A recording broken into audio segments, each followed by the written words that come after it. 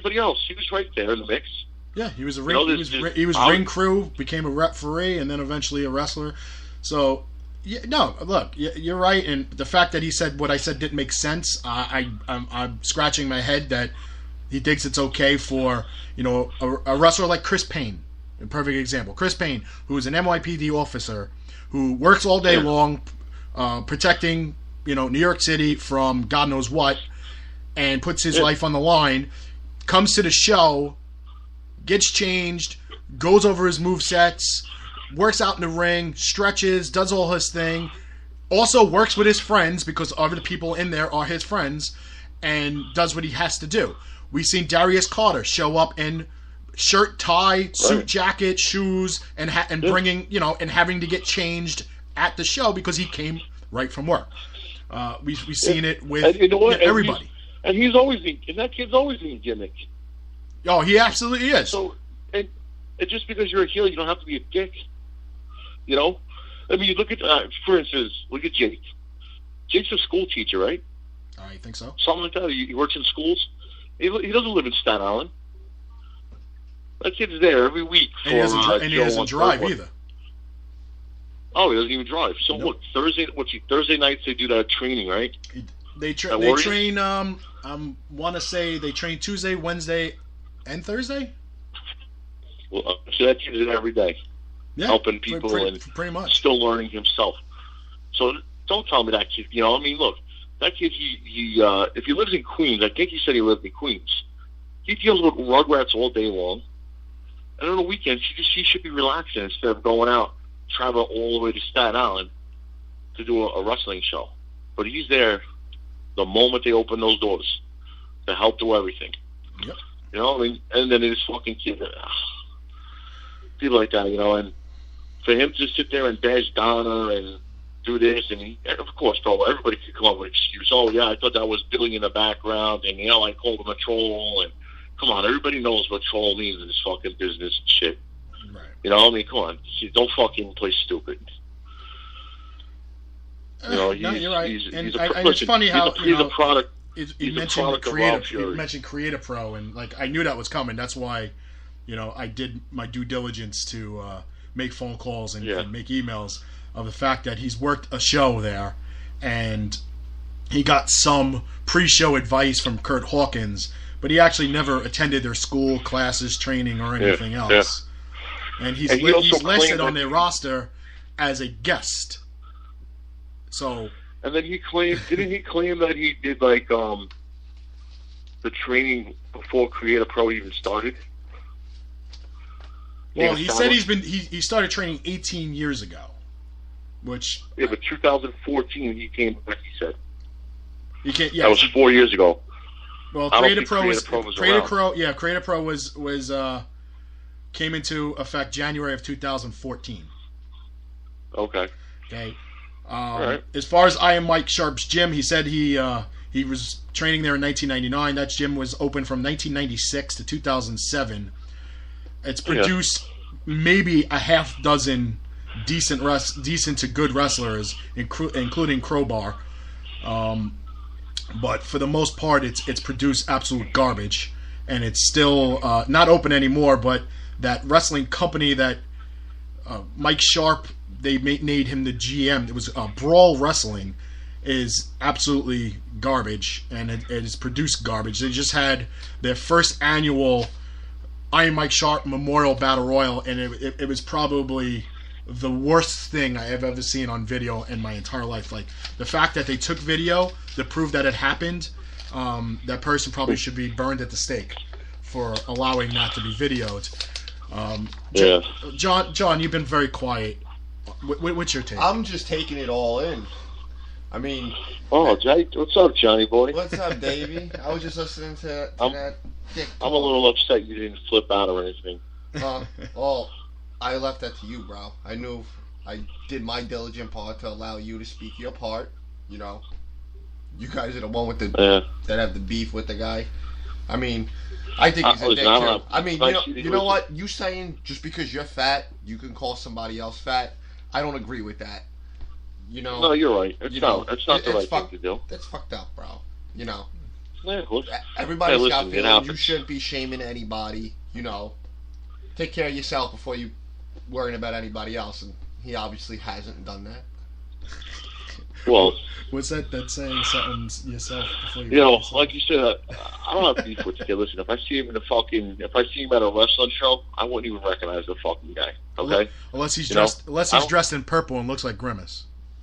Yeah, well, you know, before Friday, I had no idea who the fuck this guy was, and then after Friday, all of a sudden, I hear all these stories about he doesn't show up, he doesn't do this, he doesn't do that, and I had Dollar call me today. I can't wait, you know, and I want to hear this. And, you know, it's just like, you know, once you start fucking with the inner circle, that's like, you know, that's when the shit hits the fan. I mean, I'm a little disappointed the fact that, you know, he hung up. I mean, you know, you got a little aggressive with him for the, you know, but I did not because I was going to let him dig his own grave. But the fact that he basically tried to hang up the first time and then stayed on and then eventually did hang up the second time, just, you know, it confirms the fact that he knows he's wrong. He knows what he's doing is wrong. What he's doing is taking away from the people that actually work hard at this craft. And he really has absolutely, positively confirmed to me he has no business being in a wrestling ring. Right. He's going to wind up hurting somebody or hurting himself. Well, that's what's going to happen eventually. Eventually he's going to hurt somebody, whether it's his friend or not. Just because it's his friend doesn't make it correct.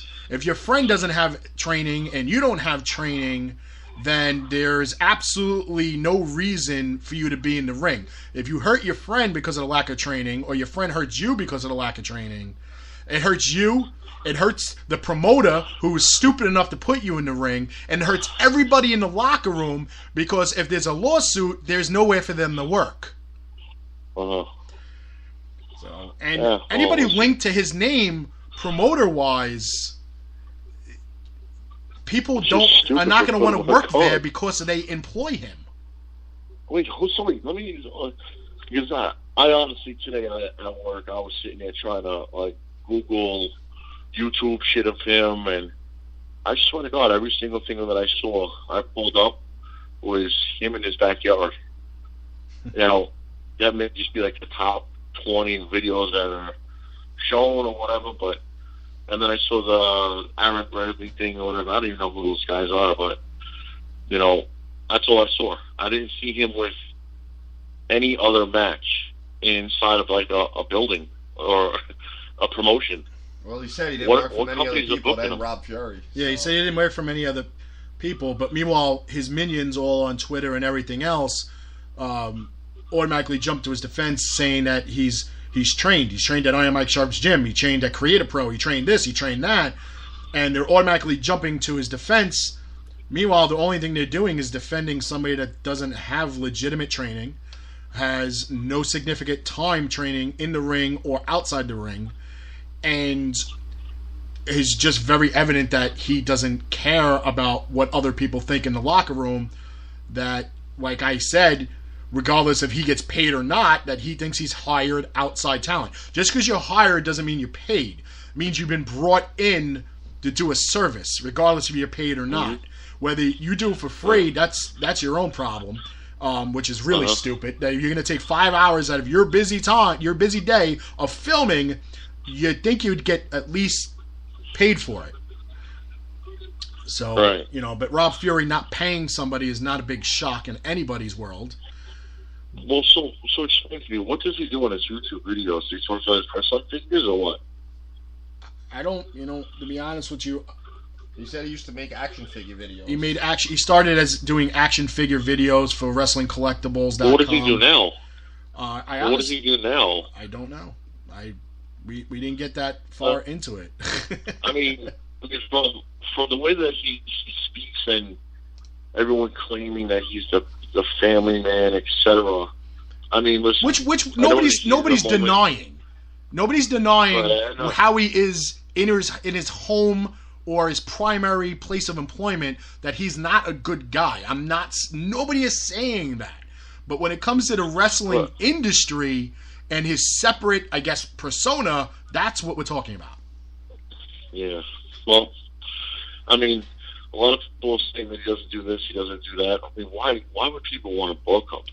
Well, we know why Rob Fury books him.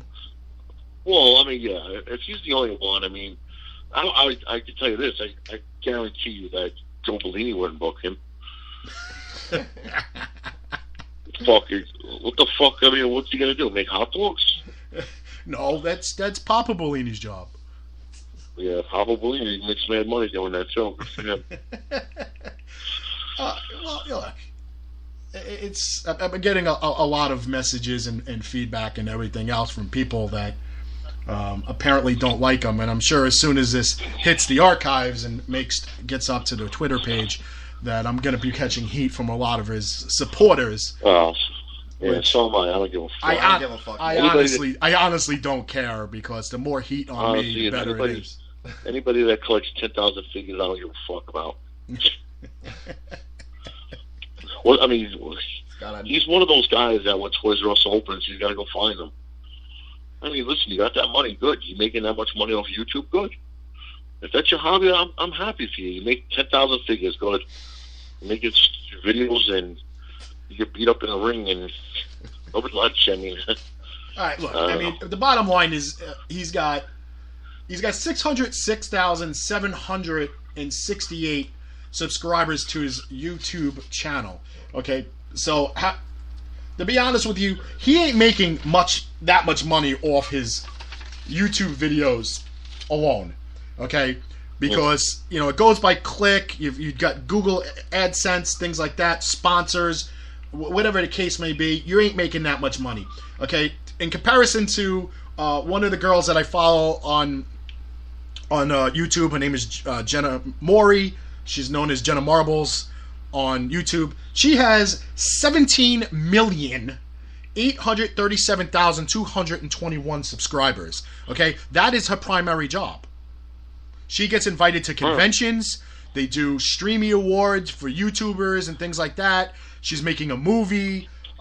She's got corporate backing. That's somebody who's doing this for a living, and that's a big name. So, to be honest with you, I mean, 13 hours ago, she just posted her video of the week. 13 hours ago, and it's been viewed 907,000 times.